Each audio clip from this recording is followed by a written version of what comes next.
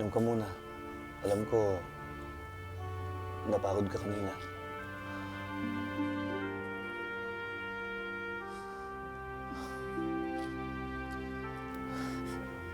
Alin, kung hindi ka lang nagkalam kanina, baka nakauwi ka na. Kasama mo na nanay mo. Hindi mo talaga bibigyan ka pa ng second chance ni nanay. Eh, kriminal ka. Mamamatay tao ka.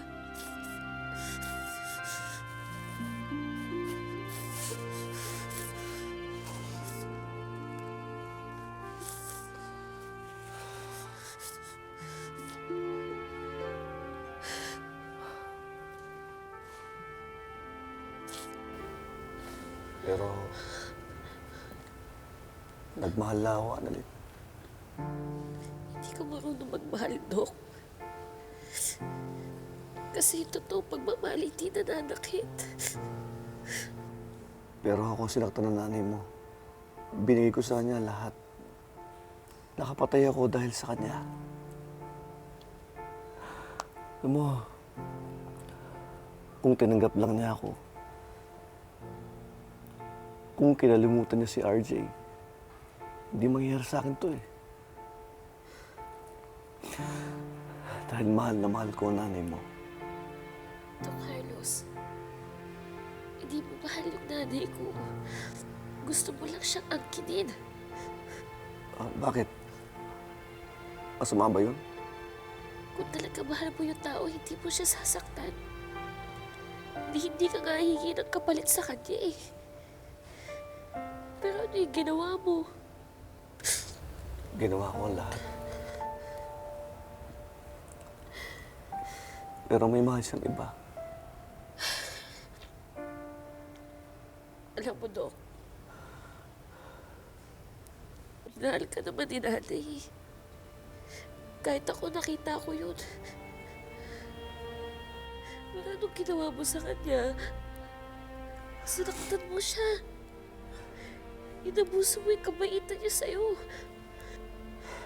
Tapos ngayon nagdamay ka pa na ibang tao. Alam mo, dami nagmamahal sa'yo dati. Kahit ako nga, bilib ako sa'yo eh. Pero anong nangyari sa'yo?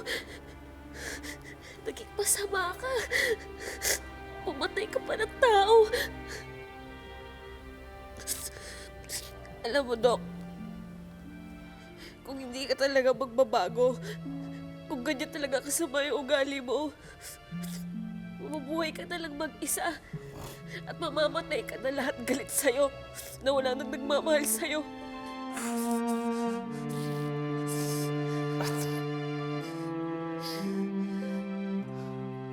Alam mo, Annalyn, hiniwalayan ng nanay ko yung tatay ko kasi sinasaktan niya.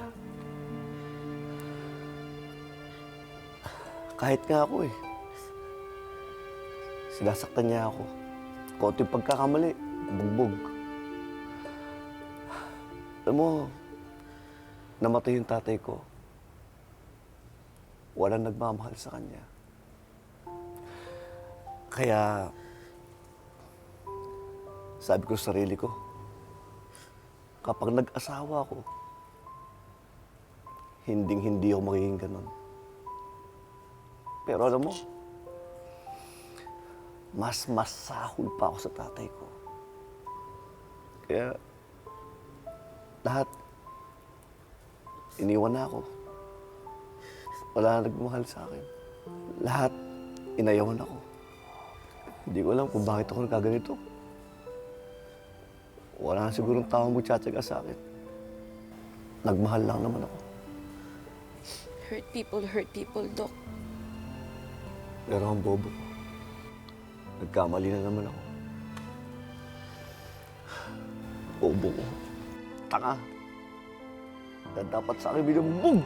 Binubugbog. Doc Carlos! Binubugbog. Doc Carlos!